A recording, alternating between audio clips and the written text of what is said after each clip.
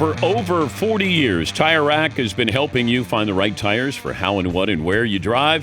Ship fast and free, backed by free road hazard protection, convenient installation options like mobile tire installation. TireRack.com, the way tire buying should be. He's Brady Quinn, Fox College football analyst and part of the Big Noon kickoff. They will be in Columbus, and it'll be Texas against Ohio State. We'll talk about that coming up in a moment. Good to see you again. With yesterday's news happening in the NFL, did that change your opinion on who is the team to beat? A little bit. I mean, I think the way I look at the NFC is there's probably 3 or 4 teams that I think we legitimately are looking at, thinking that they can win a Super Bowl, Philly being at the top of the list. But Green Bay was probably one of those teams, and now it makes them, without a doubt, a contender, maybe even the biggest contender to the Philadelphia Eagles, in my opinion. Help me understand. Let's start with Dallas. You're shaking your head already. Because Dan, none of it makes sense. I know. Like, a guy you drafted who has been a generational talent, has done everything on the field that you'd hope he would be. How do you make any sense of letting him walk? And I'm not saying that Kenny Clark won't help the run defense, or they might not get a couple good first-round picks, but probably because they're from Green Bay, probably in the second half, somewhere in the 20s. It's not like you're getting a top 10 pick. And so I really don't see in the short term how this is going to help them the way it would if Micah Parsons was on the field for them. And even the long term. Like, let's just say that they're in a rebuilding phase, not that they necessarily are, but in no way, shape, or form does this help Dallas in the short term or long term. And if I'm a veteran in that locker room in Dallas, and I keep hearing the phrase last year, we're all in, and people have kind of questioned some of that throughout the years. Now I'm really questioning it. Now I'm really wondering, like, what exactly is going on in Dallas, and how does this happen? Because it's not like Jerry Jones doesn't have the money or the cap space to do that sort of deal. It was a good deal, but it wasn't astronomical, something that really blew things out of the water in regards to the Dallas Cowboys being unable to sign him to that deal. They were able to make it work with Dak Prescott. They've been able to make it work with CeeDee Lamb and other players. This wasn't the sort of deal that would completely handicap them moving forward in their salary cap. I just didn't understand the lack of leverage there that Jerry could have created. You're a businessman. Create leverage. And maybe prior to the draft, you could have said, hey, he's available. Or you could have said in the last couple of weeks, he's available. Let's get into a bidding war here, because two late first-round picks and Kenny Clark. The fact that Seattle gave up 3 first-round picks for Jamal Adams, Khalil Mack when he went to the Bears, the Raiders got a better deal. Like, it just doesn't make sense with what you got in return. Yeah, and by the way, was Green Bay the only team that wanted Micah Parsons' services? That's the other odd thing. It's like, was there not more teams inquiring? Was it Green Bay that was your best offer? It's just shocking. I mean, I think if you look at it statistically speaking, Micah Parsons is on a run that's, again, like in the likes of someone like LT, in the likes of some of the greatest that have ever done it.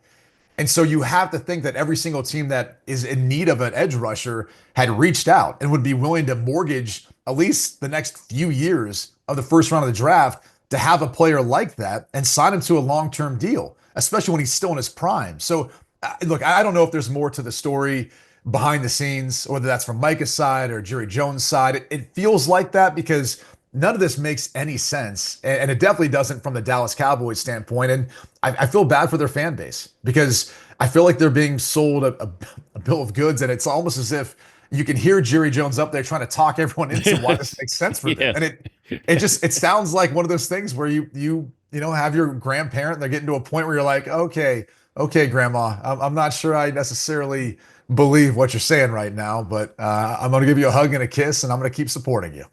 I don't know who's running the NFL Players Association anymore, but why did they allow Jerry Jones to negotiate, in parentheses, a contract with Micah Parsons without his agent there?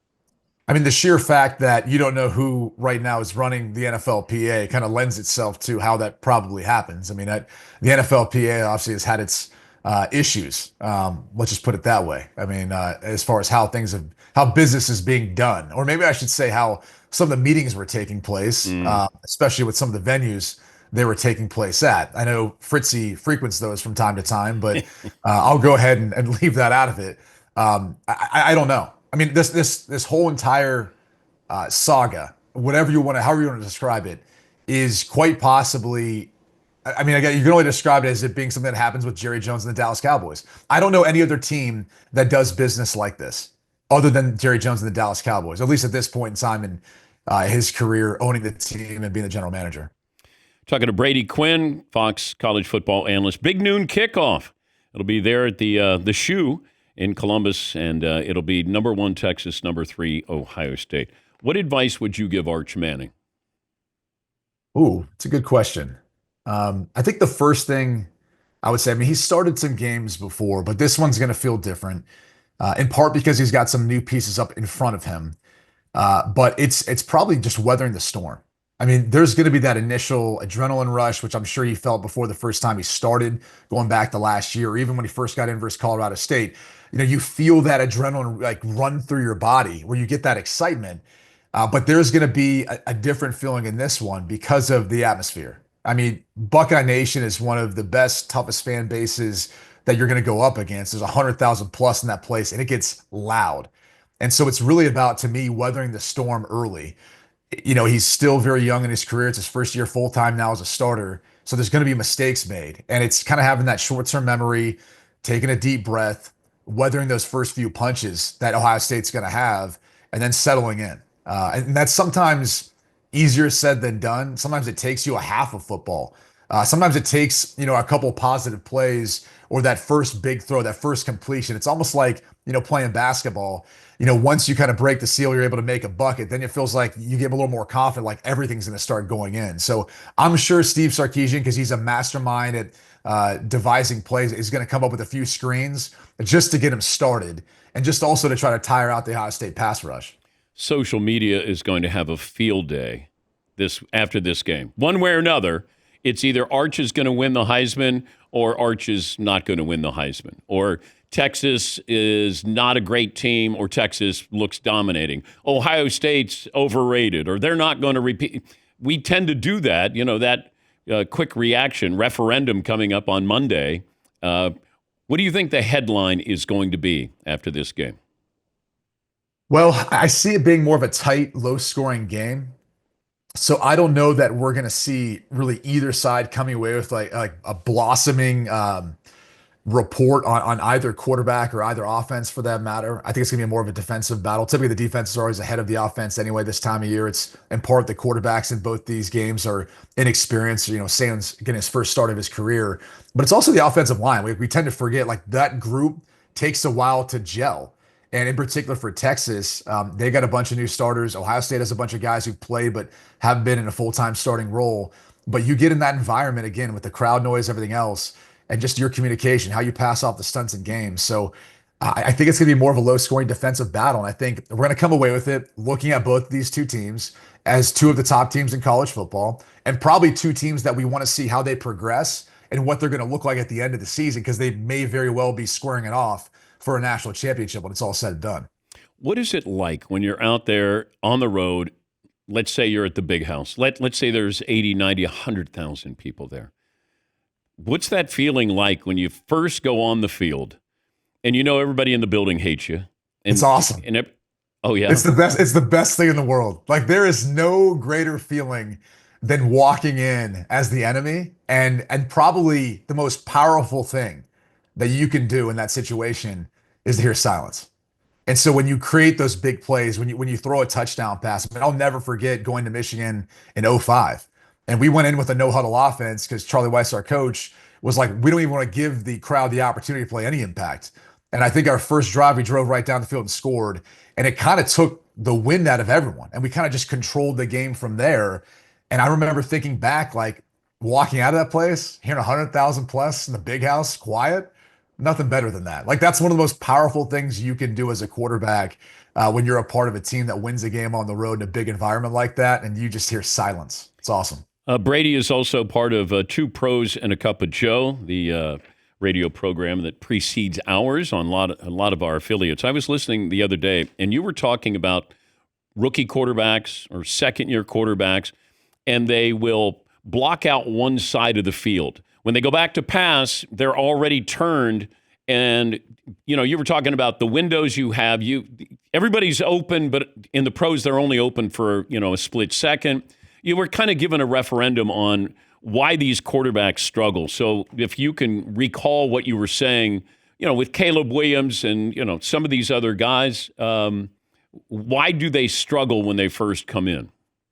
So I think this is, and it starts to me at really a fundamental age of learning how to drop back. Because so many offenses, I mean, I've got nephews now. My sons are too young to play, but I've got nephews now that are playing in junior high and even, in like fourth grade, fifth grade, and they're in shotgun already.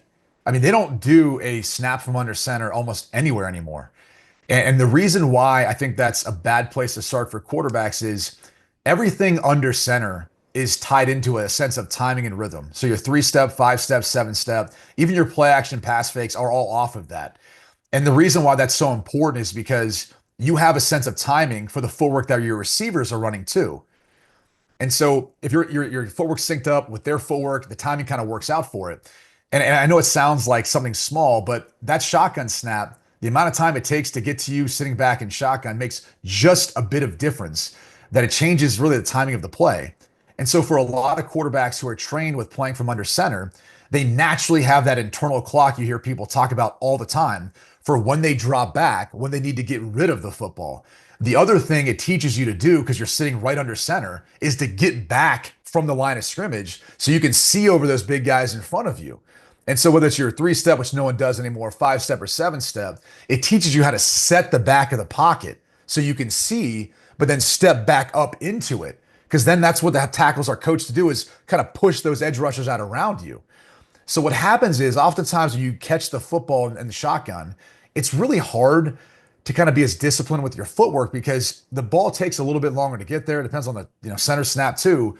But oftentimes you're almost reacting to then when that footwork of the wide receiver, when things start to kind of come open. So you do your best you can to make that, shotgun snap in the same rhythm that you have under center. But sometimes it doesn't work out that way. And so it hurts the timing of the play. It hurts how you set the pocket of it. But the thing I was pointing out was oftentimes quarterbacks will catch the football and they find themselves getting the back of the pocket and they never square up their shoulders. And if you don't square up your shoulders, you're not going to be, forced to climb up back into the pocket and then maintain the ability to still throw down the field in any way, left, right, what have you, whether you're right-handed or left-handed. Once you turn your hips and your shoulders parallel to the line of scrimmage, you're really limiting where you can throw the football downfield because physically it's difficult to contort your body and throw all arm to the right side, for example, if you're a right-handed quarterback, or the left side if you're a left-handed quarterback. And then you naturally, when the way you see the rush is you want to run left or right. You don't want to step up into it. So it's just something that I think has happened over the course of, I don't know, the past decade or so, where so many quarterbacks now are growing up playing shotgun that they don't have this natural sense for how to navigate the pocket. It takes drill work and it takes time for these guys to learn how to do it. Yeah, and I saw that with Shedeur Sanders. When you're in the gun, it feels like you're going to scramble out instead of move up in the pocket. It's rare when these young quarterbacks move up in the pocket. They're used to escaping. I think, and Montana told me this years ago, he said, I loved being under center because it allowed me to watch everything unfold. And I could see everything in real time. I got back to the pocket, and I had a better sense of where I was, and then I could move up in the pocket. And feels like these guys are already back there, and then they're going to try to be an escape artist, and that's what Shedeur's gotten in trouble with, Caleb's gotten in trouble with, and I don't know how Cam is going to do or Jackson Dart, but it feels like they've all been taught kind of the same thing. The best way I describe it is if you look at boxers, for example, on how they navigate the ring, it's very similar for the footwork for a quarterback. Because when you get back there, you're really setting up because you're delivering that overhand right. So every movement you make should still keep you in a position to be able to make that overhand right or that throw. I say overhand right in my case because I'm right-handed. And so that's where if you watch a boxer, like they never are facing each other really directly with their shoulders parallel. Usually they're turned a little bit so they can get torque and they can throw that overhand right for the knockout punch when they need to. And so that's why I cross-trained with some boxing when I was younger, obviously, because I felt like it was great to keep you in shape, but also it's very applicable for the way you navigate and move through the pocket. And you had to get used to that. And so look, again, it's something that you can work on, you can drill out, but it does take some time to kind of, I guess reinvent, some of your sense of timing and footwork within the pocket, even from shotgun. But it takes time and getting a lot of practice at it. What do you expect with Notre Dame Miami Sunday night? I'm not sure what to expect from Miami. They've got so many new players. I think I counted 5 new starters on defense. Corey Heatherman's taken over as their defensive coordinator because they really struggled defensively last year. Carson Beck steps in as quarterback, which, look, 2 years ago, he was phenomenal. I really thought last year at Georgia, he would play well enough to put himself in the position of being a top 10 pick. And it didn't work out that way. And he transfers, and now you got to learn a new system. You have to develop chemistry with new pass catchers. That's not easy to do. So knowing Mario Cristobal and he's got that O-line background, I think he doesn't mind making this like a battle in the trenches. And I think Marcus Freeman's loves that because that plays right into Notre Dame's hand. Their defense is going to be stout. It's one of the best in college football. We've got the best running back in the country in Jeremiah Love. And everyone, like a lot of people forget, Jadarian Price is a damn good back too. And Little Williams too played as a freshman last year with those two. So they're going to be able to run the football. I think this is a low-scoring game. And I think it's going to be a battle, and it's probably going to come down to which team can kind of limit their mistakes. And I think, honestly, CJ Carr, who's got all the talent and ability in the world, he just has to make enough big throws and enough conversions on third down to allow Notre Dame to take care of business, which I think they will do. Who has more wins this year, the Patriots or North Carolina football? It's funny. Like outside of Clemson in the ACC, I think UNC can make a pretty good case for making a run as that next team to keep an eye on. So I'll say they can probably get to 9. It's gonna be close. I mean, I'm a huge Mike Vrabel fan. I love Drake May. I love everything they've done with that roster. I think they're gonna finish second in the division this year. So I think that'll net them somewhere around 9-10 wins. So I'm actually going to say I'm going to go with the Patriots. Okay. I think they're a 9-10 win team. I think UNC is somewhere in that 8-9 win ballpark. Good to talk to you. Safe travels to Columbus, and thanks for joining us as always. I'm just hoping to get credentials so I get in the stadium. Like that's what I'm really hoping will happen. Will you get booed there? Will I get booed? I don't know if I will necessarily will get booed. I don't know that there's other people that might get booed. Is Dave Portnoy? Dave Portnoy going to be there? We do a lot of charity work with Ohio State. I was like, we're donating thousands a year to that school. I was like, I hope they don't boo us. We'll see. Leinart will get booed. As he should. Yeah. As he probably should. Now, Mark Ingram will never get booed because Mark is like the people's champ. Like he is the party that like wherever you need to go, where you need to bring up the vibes, like Mark is the guy to do it. And obviously Coach won't. I mean, they love Coach. Coach won him a national championship, so he's in good standing. There's some other folks that it could get dicey. Is Dave Portnoy going to be there with you? He will be in Columbus, yes, and on the show. As far as where he'll be, I can't divulge that information. I'm guessing he won't be in the stadium. I don't know. You never know. I mean, that would be one of the all-time It'd be great. Yeah. I mean, you saw the Michigan win last year. Maybe he finds his way into the stadium. Who knows? I can't say. Thank you, Brady. Yep. Brady Quinn. He'll be there with Big Noon Kickoff as Ohio State hosts Texas. Also, 2 Pros and a Cup of Joe radio show.